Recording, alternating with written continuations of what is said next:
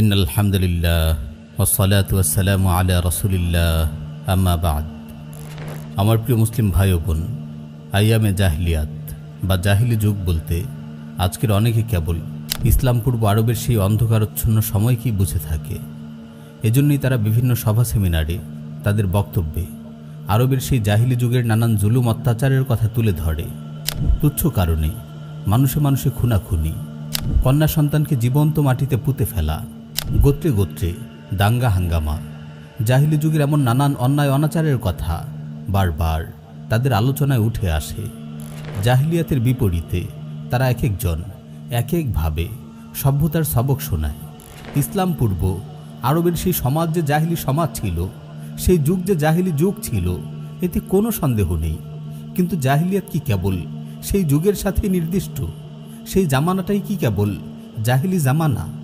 আধুনিকতার নামে বর্তমান বিশ্বে যেসব অনাচার চলছে, এগুলো কি জাহিলিয়াত নয়? বস্তুত আজকের সুশীল দাবিদাররা জাহিলিয়াত বলতে কেবল ইসলাম পূর্ব আরবের সেই যুগকে বুঝে থাকে।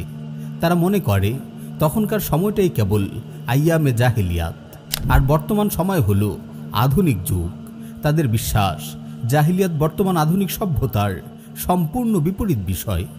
অথচ যেসব বৈশিষ্ট্যের কারণে ইসলাম পূর্ব আরবের সেই যুগকে জাহিলি যুগ বলা হয়, সেসব বৈশিষ্ট্য আজও বিদ্যমান আছে। বরং বর্তমানে তা আরও ভয়ঙ্কর ও জঘন্য রূপে সমাজে প্রতিষ্ঠিত হয়ে আছে। এই দৃষ্টিকোণ থেকে বর্তমান যুগকেও যে জাহিলি যুগ বলতে হয়, এটা তারা মানতেই চায় না। তারা মনে করে জাহিলিয়াত হলো বস্তুবাদী জ্ঞান গবেষণায় পিছিয়ে থাকা, আর বর্তমান যুগ তো বিজ্ঞান গবেষণায় চরম উৎকর্ষ সাধনের যুগ। বিজ্ঞান চর্চায় মানুষ আজ এতটাই অগ্রসর হয়েছে যে মুহূর্তেই দেশ বিদেশের খবর জানতে পারে। মানুষ বিভিন্ন গ্রহ উপগ্রহে পাড়ি জমাচ্ছে, সাগরের তলদেশে গিয়ে বহু রহস্য উদ্ঘাটন করেছে। এমন উন্নত সমাজ ব্যবস্থাকে কি করে জাহিলিয়াত বলা যায়?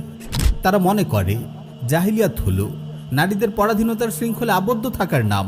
বর্তমানে যেহেতু নারীরা অবাধে চলাফেরা করতে পারছে, নিজের সৌন্দর্য প্রদর্শন করে ঘুরে বেড়াচ্ছে, সুতরাং এই যুগকে কিভাবে জাহিলি যুগ বলা যায়? এই যুগ তো আলটা মডার্ন যুগ। বস্তুত আজকের অনেক মানুষই জাহিলিয়াতের প্রকৃত স্বরূপ জানে না। তারা চরম জাহিলিয়াতে ডুবে থেকেও নিজেদের বেশ সভ্য আধুনিক ভাবছে। তারা তাদের আলোচনায় আরবের আইয়ামে জাহিলিয়াতের বিভিন্ন মন্দ দিক তুলে ধরে বটে, কিন্তু সেই গোটা জাহিলিয়াতকে সমূলে ধ্বংসকারী সত্য দিন ইসলামের অবদান কখনো স্বীকার করে না। যে ইসলামের আবির্ভাবের পর মানুষ ইনসাফের দেখা পেল, সত্য মিথ্যার পার্থক্য বুঝতে পারল, সমাজ থেকে দূরীভূত হলো জাহিলিয়াতের ঘুটঘুটে অন্ধকার। যে ইসলামের আলোয় আলোকিত হয়ে পুরো আরবের অবস্থা বদলে গেল, মানুষের মাঝে শান্তি ও নিরাপত্তা প্রতিষ্ঠিত হলো, সেই ইসলামের কথা তারা কিছুতেই আলোচনায় আনে না। সেই ইসলাম প্রতিষ্ঠিত হোক, সমাজ ও রাষ্ট্র সেই ইসলামের বিধিবিধান অনুযায়ী চলুক, এটা তারা কিছুতেই চায় না। বস্তুত এরা ইসলাম পূর্ব আরবের সেই জাহিলিয়াতের বিরুদ্ধে কথা বললেও নিজেরা তার চেয়ে ভয়ঙ্কর ও জঘন্য জাহিলিয়াতে নিমজ্জিত। তাদের জাহিলিয়াত হলো আধুনিক জাহিলিয়াত। এই আধুনিক জাহিলিয়াতের বিরুদ্ধে তারা কখনো কথা বলে না, কেননা তারাই তো এর ধারক বাহক। এই আধুনিক জাহিলিয়াতকে তারাই টিকিয়ে রেখেছে।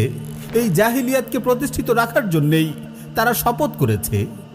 আমার প্রিয় মুসলিম ভাই ও বোন, জাহিলিয়াত মানেই আরবের সেই যুগ নয়। জাহিলিয়াত কেবল সেই যুগের সাথে নির্দিষ্ট নয়। জাহিলিয়াত কিছু বৈশিষ্ট্যের নাম, যে যুগেই তা পাওয়া যাবে সে যুগই জাহিলি যুগ।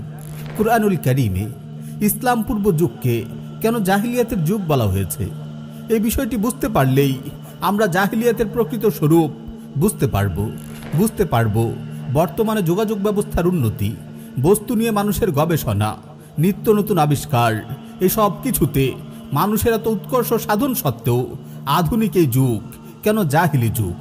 বর্তমান সমাজ ব্যবস্থা কেন জাহিলিয়াতে ভরপুর এক অন্ধকারচ্ছন্ন সমাজ ব্যবস্থা? আল্লাহ তাআলা বলেন, আফা হুকমাল জাহিলিয়্যাতি ইয়াবগুন ওয়া মান আহসানু মিনাল্লাহি হুকমান লিকাউমিন ইউকিনুন। তারা কি তবে জাহিলিয়াতের বিধান চায়?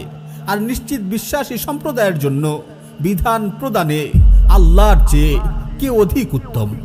আমার প্রিয় মুসলিম ভাই ও বোন, জাহিলিয়াতের মূল বৈশিষ্ট্যই হলো আল্লাহর বিধিবিধানের বিপরীতে চলা, প্রবৃত্তির অনুগামী হওয়া, আল্লাহর দেয়া বিধান অনুযায়ী রাষ্ট্র পরিচালনা না করে মানব রচিত তন্ত্রমন্ত্রকে আঁকড়ে ধরা। ইসলামের আবির্ভাবের পূর্বে আরবের মানুষ নিজেদের খেয়াল খুশি মতো চলত। তাদের সামনে হালাল হারাম, ন্যায় অন্যায়ের কোনো বাছবিচার ছিল না। এজন্যই সেই সমাজ তখন অন্যায় অত্যাচারে ডুবেছিল। তুচ্ছ কারণে মানুষ মানুষকে খুন করে ফেলত। জবাবদিহি বা বিচারের মুখোমুখি হওয়ার ভয় তাদের ছিল না। যার শক্তি ও দাপট ছিল সেই নিজের মতো করে দুর্বলদের নিয়ন্ত্রণ করত। কোথাও শান্তি ও নিরাপত্তা ছিল না। মানুষ তাদের মৌলিক অধিকার থেকে বঞ্চিত ছিল।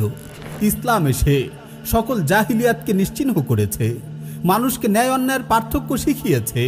আল্লাহর বিধিবিধান প্রতিষ্ঠার ফলে সবাই শান্তি ও ইনসাফের সমাজ পেয়েছে। দুর্বলরা তাদের অধিকার ফিরে পেয়েছে, নারীরা লাভ করেছে তাদের প্রকৃত সম্মান ও মর্যাদা। কিন্তু ধীরে ধীরে যখন থেকে আবার মানুষ ইসলামের প্রকৃত শিক্ষা থেকে দূরে সরে যায়, ইসলামের বিধান থেকে বিমুখ হয়ে মানব রচিত বিভিন্ন তন্ত্রমন্ত্রকে আঁকড়ে ধরে, তখন থেকেই পুরো বিশ্ব জুড়ে অন্যায়, অত্যাচার, খুন খারাপি বাড়তে থাকে। সমাজ ও রাষ্ট্র থেকে ইনসাফ ও ন্যায়নীতি বিদায় নেয়। জালিম মোড়লদের হাতে সাধারণ মানুষরা শোষিত ও নিপীড়িত হতে থাকে। নারীরা নিজেদের সম্মান হারিয়ে পুঁজিবাদীদের ভোগ্য বস্তুতে পরিণত হয়। যত্রতত্র তারা লম্পটদের হাতে ধর্ষণ ও খুনের শিকার হতে থাকে। এখনও চলছে তুচ্ছ কারণে নির্মম হত্যাকাণ্ড, অন্যায়ভাবে অন্যের সম্পদ জবরদখল। ইসলাম পূর্ব সেই আইয়ামে জাহিলিয়াতের চেয়েও ভয়ঙ্কর আজকের এই আধুনিক জাহিলিয়াত। আমার প্রিয় মুসলিম ভাই ও বোন, সেকুলারিজম, গণতন্ত্র, সমাজতন্ত্র এগুলো আধুনিক জাহিলিয়াতের এক একটি ভয়ঙ্কর রূপ। সমাজ ও রাষ্ট্রে এই জাহিলিয়াতগুলো টিকে থাকার কারণেই আজ এত অন্যায়, অত্যাচার ও অপরাধ সংগঠিত হচ্ছে। সুতরাং শান্তিপূর্ণ ইনসাফের সমাজ আমাদের কায়েম করতে হলে ইসলামী শাসন ব্যবস্থাকে আঁকড়ে ধরতে হবে।